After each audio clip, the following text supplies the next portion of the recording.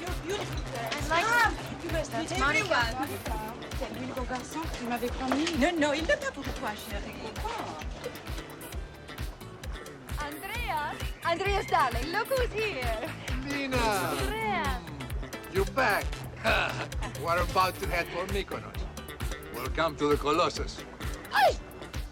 At last, some fresh faces. This party could use some stimulation. In 1982, moviegoers expecting a sun-drenched romantic drama got more than they bargained for. Summer Lovers promised Greek island escapism, beachside romance, and a little bit of playful naughtiness. But somewhere between the turquoise waters and the tanned bodies, it delivered one of the raciest three-way romance storylines Hollywood had ever attempted in a mainstream release. And here's the kicker. The famous threesome scenes, they were actually toned down from what was originally in the script. Yeah. Apparently what hit theaters was the PG version, if you can believe it, but we'll get to that in a moment. First, let's talk about how this heat wave of a movie came together. Summer Lovers was written and directed by Randal Kleiser, the man behind Grease and the Blue Lagoon. Clearly, he knew his way around sunlit romance and, let's be honest, photographing beautiful people in minimal clothing. But where the Blue Lagoon danced around taboo, Summer Lovers waded straight into it, telling the story of an American couple, Michael, Peter Gallagher, and Cathy, Daryl Hannah, who head to the Greek island of Santorini for a carefree summer. Their relationship is comfortable, but a little too safe, until Michael meets Lina, Valérie Quennessen, a French archaeologist with an intoxicating mix of mystery and freedom. From there, the movie becomes a postcard of sensual discovery, sunbathing on pristine beaches, exploring ancient ruins, skinny dipping in the Aegean, and yes, the three of them gradually drifting into a full-blown polyamorous relationship. In 1982, this was wildly provocative for a studio film. Now here's where the behind-the-scenes gets juicy.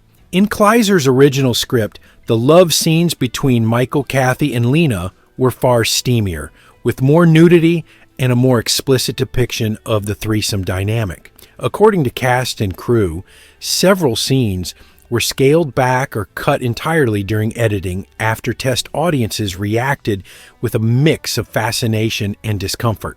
The studio was nervous about an X rating, which in those days could destroy a film's box office potential.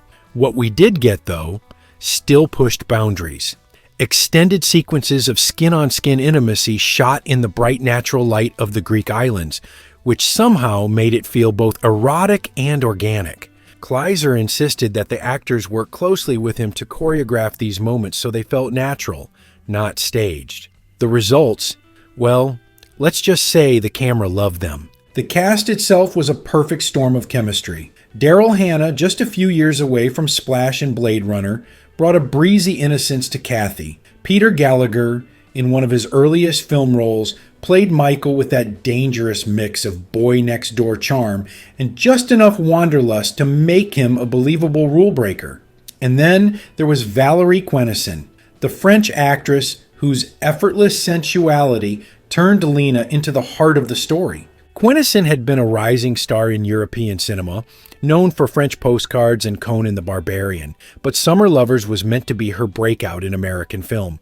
Sadly, she only made a handful of movies before retiring from acting in the mid-1980s to raise her family. In a tragic twist, she died in a car accident in 1989 at just 31 years old, making her performance here one of her lasting cinematic legacies. Filming in Santorini came with its own share of challenges. The island's beauty was undeniable. All whitewashed houses, blue domes, and sunsets that looked painted. But the heat was relentless. The cast spent much of their time half-dressed or less, which worked for the story but wasn't always comfortable under the Greek sun. Locals were often bemused by the American film crew's tendency to block off beaches for romantic scenes that looked a lot racier in person than they might have on paper. One particularly memorable shoot involved a skinny dipping sequence where the three leads had to wade into the chilly Aegean at dawn. According to Gallagher, the water was so cold that any attempt at looking sexy was instantly challenged by chattering teeth and goosebumps. Kleiser later joked that the scene was 90% acting, 10% hypothermia. There's also a fun bit of production trivia. Many of the island's background extras were actual tourists who happened to be vacationing there at the time. Kleiser would approach sunbathers and ask if they wanted to be in a movie. The result? Half the background in Summer Lovers is made up of real people enjoying their Greek holiday, with little to no acting involved. Now back to that threesome. In the film, it unfolds slowly. Lina befriends Cathy, shares her passions and her world, and gradually the three of them are drawn into each other's orbit. It's handled more like a lazy summer drift than a sudden scandal. But the original script had entire dialogue sequences where the characters discussed jealousy, boundaries, and desire more openly, and those conversations led to more graphic love scenes. Studio edits softened that into a more montage-like progression, leaving more to implication. That didn't stop critics from calling it soft-core in a postcard and the sexiest PG film you'll ever see. And for young viewers catching it on cable in the 80s and 90s, it definitely earned a place in the late-night guilty pleasure category. The soundtrack also deserves a mention. Sun-soaked tracks like Hard to Say I'm Sorry by Chicago and the sultry I'm So Excited by the Pointer Sisters give the whole thing an extra dose of summer heat. Coupled with Kleiser's sweeping aerial shots of the caldera and his love for golden hour light, the movie feels like a travel ad that got drunk and decided to make out with everybody at the party. When Summer Lovers hit theaters, it wasn't a box office smash, but it developed a steady cult following, especially in Europe, where audiences were more comfortable with its themes. Over time, it's gained new appreciation as both a time capsule of early 80s beach culture and a rare mainstream film that dared to show an unconventional relationship without turning it into a tragedy. Today, it stands as a sun-bleached slice of cinema that's equal parts romantic fantasy, cultural curiosity, and yes, a little bit of titillation.